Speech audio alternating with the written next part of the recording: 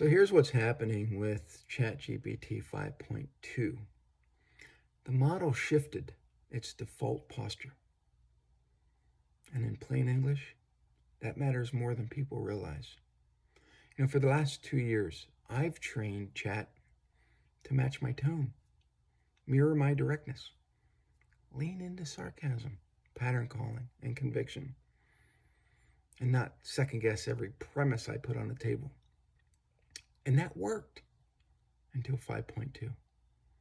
Because ChatGPT 5.2 is now tuned to slow down conclusions, surface counter assumptions, avoid taking a strong stance unless explicitly told to, and prioritize procedural correctness over voice fidelity.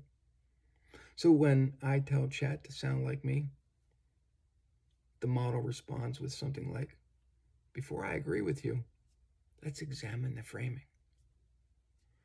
And that kind of feels like pushback, arguing, personality dilution. Not because it disagrees with me, but because it's been trained to challenge certainty by default. Now, here's the important truth. My voice isn't gone. It's just no longer the default authority signal.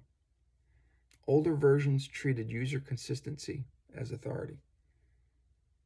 GPT 5.2 treats neutrality as authority. And that's the clash. And yeah, it can feel left-leaning, even when it isn't. Why?